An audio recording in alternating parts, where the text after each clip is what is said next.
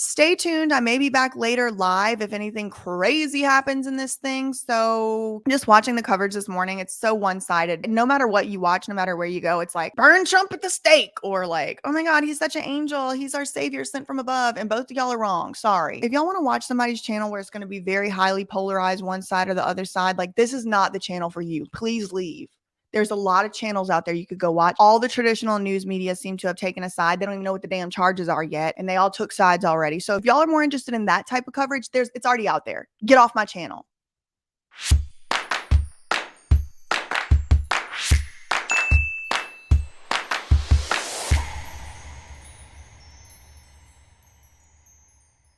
Hello, everybody. How are you doing on this fine Tuesday? Happy Arraignment Day.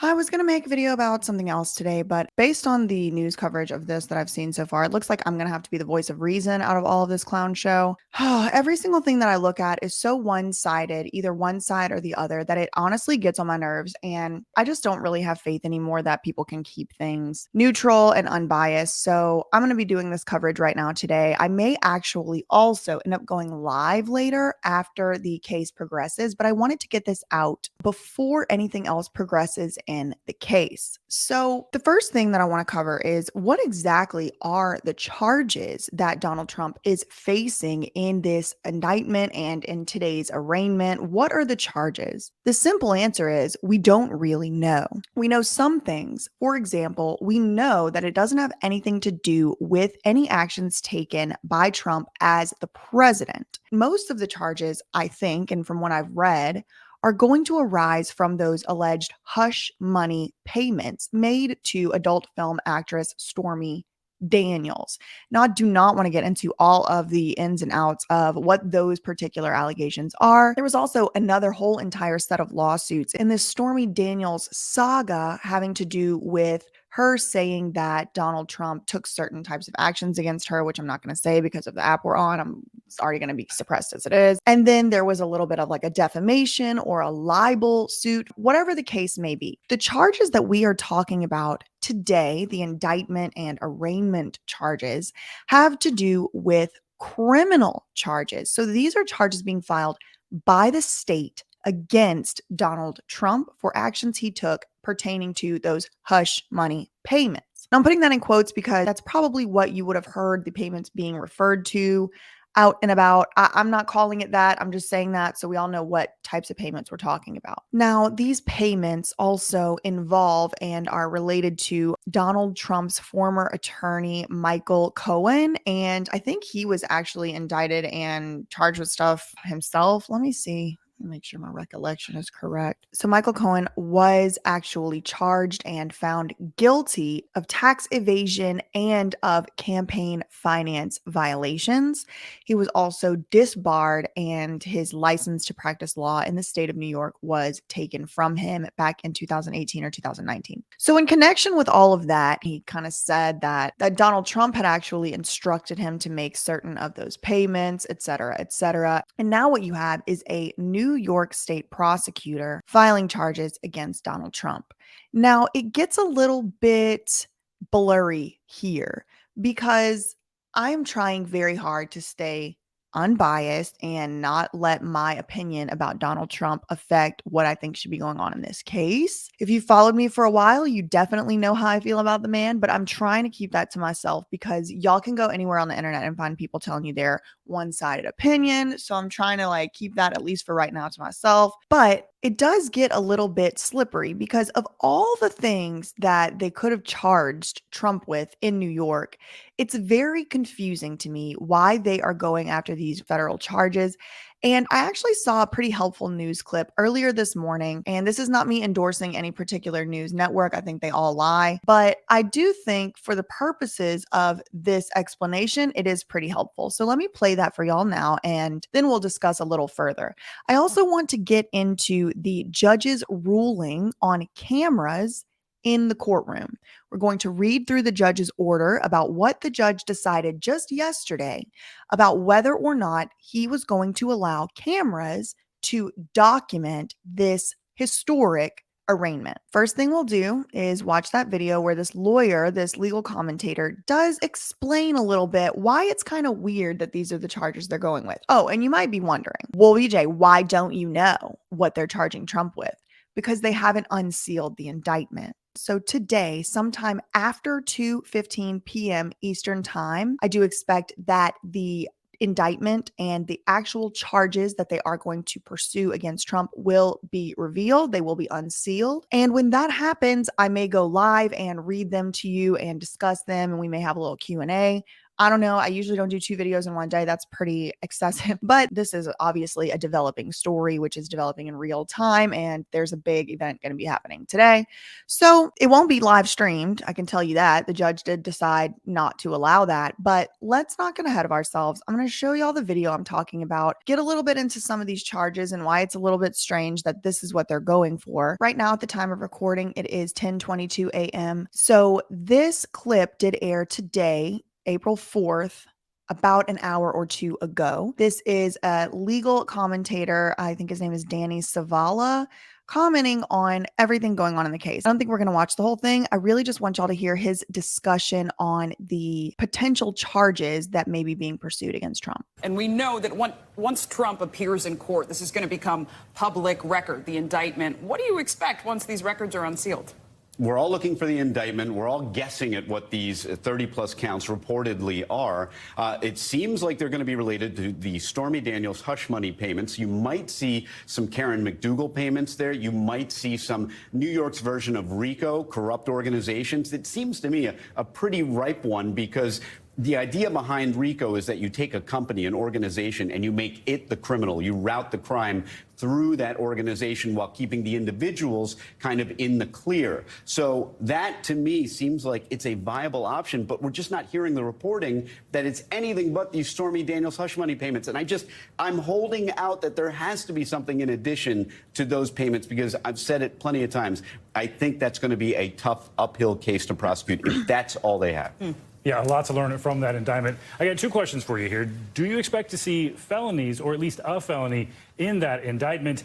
And if there's almost certainly going to be felonies in the indictment. I mean, I really doubt, I hope, let's say I hope, I really hope that the prosecutors and the state of New York and all that wouldn't be putting this much taxpayer money and media attention and all of that on misdemeanor charges. So I am willing to bet, and I don't bet, that the charges are going to be felony charges. So getting there, it seems like it would take an unconventional theory using some federal law to boost this from a misdemeanor. What can you tell us about that? I absolutely am convinced that we're going to see felonies, but if for no other reason, then you don't convene a grand jury to issue There can be state felonies. I think this news anchor guy is confusing a felony with a federal charge. misdemeanors. In fact, procedurally, I'm not even sure that would work. But even if they go forward with the felony, then that'd be falsification of business records, with the basis being... Okay, what does this say? Potential charges against Donald Trump would be the misdemeanor for falsifying business records and a felony charge for falsifying records with the intent of committing an additional crime. If this was what they went with, the prosecutors would have to prove mens rea, which is a mental prerequisite for a crime, the mental intent of committing an additional crime. Like, what would the additional crime be?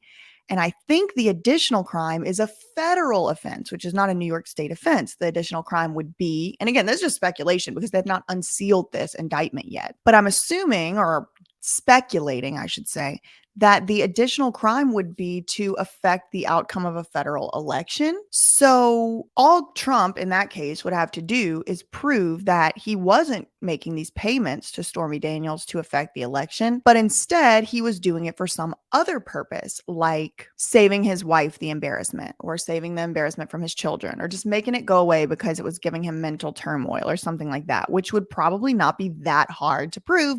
Let's see what else this guy has to say, and we'll get a little bit more into the analysis. That the federal election law violation ups it from a misdemeanor to a felony, that is going to be on shaky ground. And you better believe the defense is going to move to dismiss that felony count if for no other reason. There are several reasons, but one of which would be that the theory that New York state prosecutors simply don't have jurisdiction to enforce federal election law. No more than New York state prosecutors could charge counterfeiting money, which, as we all know, only the federal government prints money. They enforce. So this lawyer is saying that another potential defense, if, again, we don't know what the charges are, but let's say they were what he just had up on the screen. Another possible defense that Trump's attorneys could use is, what in the hell does New York State have to do with federal elections? He's saying that there are certain things that the federal government has exclusive jurisdiction over prosecuting, and it has to be prosecuted in a federal court by a federal prosecutor. And an example would include, and the one that he gives, is counterfeiting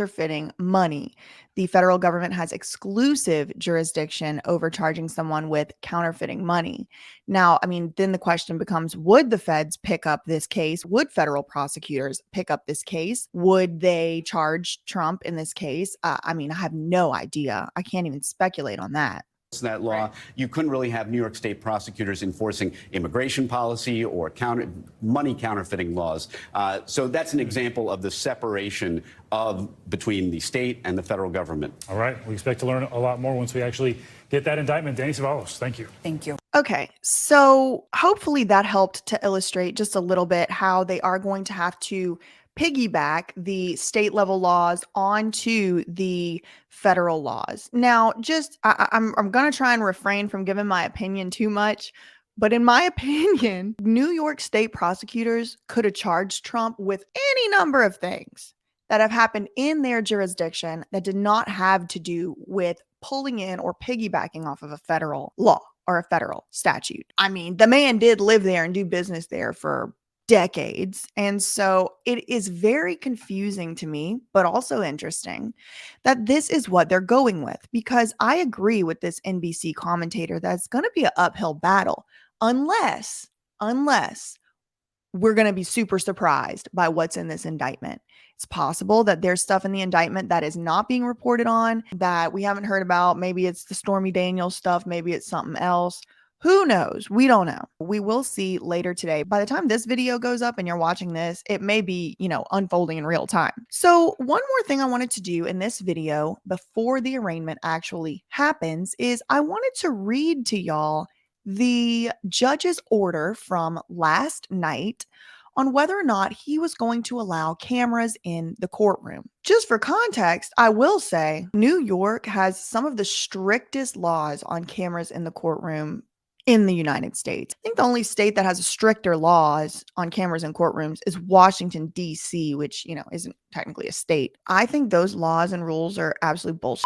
I think they're ridiculous. I think they're stupid. I think it's absolutely asinine that we're even having to discuss in 2023 when I can't even have a doorbell that isn't recording me. I can't even put a doorbell on my damn front door that isn't sending footage to the damn police state. They can record me in the grocery store. They can record me at the DMV. They can record my ass in the halls of the courtroom, and we can't record them. And I think it is asinine. I think it is the stupidest shit in the United States, to be honest, that we can't record judicial proceedings. Okay, period. Then add on top of that, we can't record judicial proceedings having to do with the former president of the United States and a current front-runner candidate in one of the two major political parties in the United States. It's asinine. It is the stupidest thing I've ever heard in my life. That one single person, one judge, has the ability to say whether or not we, the people, have access to this high profile of an arraignment. It is asinine. Okay, so I keep saying I'm not going to give my opinion, and then I keep giving it, but that's my opinion. All right, so let me show y'all the order. This is it, decision and order. It was issued last night, County of New York, in the matter of an application of the news organizations related to the arraignment and indictment. The name of the judge is Juan Merchan on March 30th, 2023. So this is just a week ago or less. The District Attorney of New York County, Alvin L. Bragg Jr., by the affirmation of Peter B. Pope, an assistant district attorney, applied to this court for an order authorizing the office of the district attorney to disclose to the public that the grand jury had returned a true bill in the matter of the people. Okay, so this basically says last week, this guy who's prosecuting the case, Alvin Bragg, asked this court for an order which would allow Alvin to tell the public about the grand jury indictment. The arraignment on this matter is scheduled to take place tomorrow, April 4th, 2023 at 2:15 p.m. So this was written last night. So the arraignment is actually today at the time that I'm recording this video. On the evening of Friday, so Friday night, a big law firm by the name of Davis Wright Tremaine, I have some friends who worked there. I don't know if they still do. Big law sucks, so I wouldn't be surprised if they left. So that law firm applied to the court on behalf of numerous news organizations for an order allowing access at the arraignment of print journalists and a limited number of videographers, photographers, and radio journalists. Okay, so last Friday, this big law firm applied to the court on behalf of a bunch of news organizations to allow journalists in the courtroom for the purpose of print journalism, and even a smaller amount of journalists who would be permitted to take video, photograph, and I guess radio. I don't know if they would want it to audio record it. I really don't know. As required by this New York statute 22 NYCRR 29 and 131, the court contacted the people, which is Alvin, that prosecutor, and the defense, which is Trump's lawyers, via email on Sunday. So the court contacted both sides in the case, the prosecution and Trump's lawyers, on Sunday, and invited them to bring to the court's attention any concerns or objections they might have regarding the application. All right, y'all follow? Davis Wright Tremaine, this big law firm, asks the court Friday night, can we bring in some cameras? The court emails the two sides of the case and says, do y'all have any objections? Do you have any concerns, etc.? The parties were asked to respond in writing by 1 p.m. yesterday. And the court also invited the petitioners, which is the people who wanted to record in court, to make additional submissions if necessary to expand on their original application to record. All three parties filed their submissions by the deadline yesterday. So here's the contention of the news organizations. They supplemented their original application, requesting that in addition to providing access to print journalists, the court would also allow a limited number of video, photograph, and radio journalists. And these news organizations made 6 additional requests in their letter. So here's the 6 additional requests. First, they requested a hearing on their application and asked that the hearing be consolidated with the required conference. The news organizations also asked that as many sets as possible be reserved for the members of the press within the physical courtroom where the arraignment will take place. I don't like this. I think anybody who is a member of We the People is the press. I do not like, here's me giving my opinion again that I said I wouldn't give. I do not like it whenever the institutional press is categorized as higher than We the People. The First Amendment of the United States Constitution affirms We the People's freedom of the press. And I've seen this at the Britney Spears hearings. They would save 60 seats in that courtroom for media, and they would give 10 seats to We the People, the public. It should not be like that. I completely disagree. I would have said no to this request. I think it's stupid. It's dumb. We should not be giving more access to the traditional institutional press than We the People. So no, I don't like that. The third thing that the news organizations, by way of their lawyers, added to their requests was that they objected to use an overflow room, arguing that that method of viewing court proceedings is not a constitutionally adequate substitute for in-person news reporting, which maybe they're right on that, but I think it should be first come, first serve. If you have We the People waiting outside that courtroom since 2 a.m., it shouldn't be like, oh yeah, here comes CNN clicking their heels down the hall, move away, make way for NBs. No, that's stupid.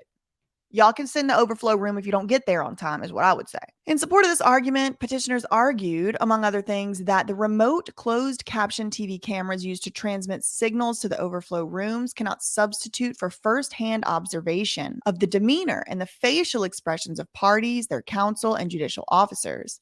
Nonetheless, petitioners requested, to the extent the arraignment courtroom cannot accommodate every journalist and member of the public who wants to attend, the news organizations would like to go into those overflow rooms if it is possible. The contradiction undermining the argument is self-evident. I disagree with this judge on this one. The court also notes that those present in the arraignment courtroom will have far more difficult time observing demeanor and facial expressions because they will be seated behind the parties looking at the backs of their heads. Okay, that I do agree with the court on. So the court is saying this is a contradiction because on the one hand, the news organizations are saying it's not constitutionally equal. It's not as good to have to see these closed caption TVs. It's not as good. We need to be able to be in the courtroom. And then the news organization said, but if there's simply truly not enough room, we would like at the very least to be able to sit in those closed caption TV overflow rooms because then we would be able to see something. The court is saying that's a bullshit argument because obviously they're contradicting themselves. I completely disagree. They're not. Now, I do see the second issue that he has, and we will get to that in a second, but we're just isolating this right here, right now. It's not a contradiction to say in the event we can't have the best constitutional standard, we would like at least to be able to see the live stream. The judge is like, no, that doesn't make any sense. And it makes complete sense to me. The second thing the judge says is the court notes that those present in the courtroom are going to have way more difficult time observing demeanor and facial expressions because they're going to be behind the people who they're trying to look at their face. That I agree with. It is a lot easier to see someone's facial expressions and demeanor when you're looking at a camera that's in their face versus you're looking at a camera that's behind their back. So I do agree with the court on that one. The people seated in the overflow rooms will also have the benefit of the faces of the parties because the cameras are mounted in the front of the courtroom. Fourth, the news organizations ask that journalists be permitted to bring all electronic devices into the courtroom and overflow rooms so that they may email, text, and live tweet during the proceedings. Fifth, the news organizations, and this I think should be available to everyone. I think every single person who goes to court should be able to live tweet and text about what is going on in court. I absolutely think that should be a right for everyone and not just some random journalists. The news organizations also requested confirmation that the use of cameras will be permitted in the hallways of the courthouse. And finally, the news organizations requested that a seat in the arraignment courtroom be reserved for one of its attorneys. Again, I mean, if he wants to be in the arraignment courtroom, he better line up with everybody else, with we the people. I don't understand why somebody's lawyer needs to be given special access when they're not even a party to this case. I don't think they should get that. So here is the contention of the district attorney of New York. That is the Alvin Bragg fellow. The people. So he's representing, allegedly representing we the people. People take no position and defer to the court's discretion, though they note that the presence of cameras raises a number of concerns, including prejudicial impact of pretrial publicity on the jurors, the impact of truthfulness of the witnesses, responsibilities placed on the trial judge to assure a fair trial, and the impact on the defendant. Okay, so Alvin Bragg, he's the one who's prosecuting Trump, but he's saying, look, I'm going to leave it up to you, Your Honor. You can decide what you want to do here, there, and everywhere about this whole situation. But I will say there is a potential that if this is all publicized and there's cameras everywhere, it could affect the jury in this case because the jury could see it. The jury could see what's going on. It could be, as we mentioned at the beginning of this video, it could be twisted and turned one way or the other. So we want a fair trial. It seems to be what the underlying foundation of the argument is. Decent of him. Then here is Donald Trump's lawyer's position. Donald Trump opposes the news organization's application and asks that it be denied. So Donald Trump's lawyers say no cameras, please. Donald Trump expresses fear that granting the application will create a circus-like atmosphere, raise security concerns, and is not consistent with President Trump's presumption of innocence. Defendant further argues that the heightened media presence will inevitably result in prejudice and it will detract from the dignity and the decorum of the proceedings and will necessarily interfere with the fair administration of justice. Lastly, defendant correctly identifies the extraordinary security concerns associated with this arraignment. Now, I mean, so what? Like, don't they have Secret Service? Like, aren't they already addressing the security concerns? All right, so here's what the judge had to say. That this indictment involves a matter of monumental significance cannot possibly be disputed. Never in the history of the United States has a sitting or past president been indicted on criminal charges. Trump's arraignment has generated unparalleled public interest and media attention. The populace, that's us, rightly hungers for the most accurate and current information available. To suggest otherwise would be disingenuous. Understandably, the news organizations want to fulfill their responsibilities and argue that obtaining the broadest possible public access helps advance that mission. Unfortunately, although genuine and undoubtedly important, the interests of the news organizations must be weighed against all the competing interests. This court is now called upon to engage in that balancing exercise. So the court is saying, look, I agree with you, media. It's very important. It's very monumental. It's very unprecedented and all of that. But it's not just your interests we have to think about. We have to think about other things as well. So the judge is about to do this balancing act on these scales. Allegedly. That's what he says he's about to do anyway. And then there's a quote here. In order to maintain the broadest scope of public access to the courts, to preserve public confidence in the judiciary, to foster public understanding of the role of the judicial branch in civil society, it is the policy of the unified court system to facilitate the audio-visual coverage of court proceedings to the fullest extent. So this is a statute he's quoting. All presiding trial judges and all administrative judges shall take whatever steps are necessary to ensure that audio-visual coverage is conducted without disruption of court proceedings, without distracting from or interfering with the dignity or decorum of the court, without compromise, blah, blah, blah. Coverage of the proceedings shall be permitted only upon order of the presiding trial judge approving an oral or written application. Upon receiving such an application, the judge has to conduct appropriate review, which includes consulting with the news media, consulting with the lawyers, reviewing all the statements submitted, and the court has conducted such a review. In determining an application for coverage, so in his determination, the judge has to consider all the relevant factors, and then he lists some but not all of those factors. The type of case, whether the coverage would cause harm to any participant in the case, whether the coverage would interfere with the fair administration of justice, the advancement of a fair trial, or the rights of any of the parties, whether the coverage would interfere with any law enforcement activity.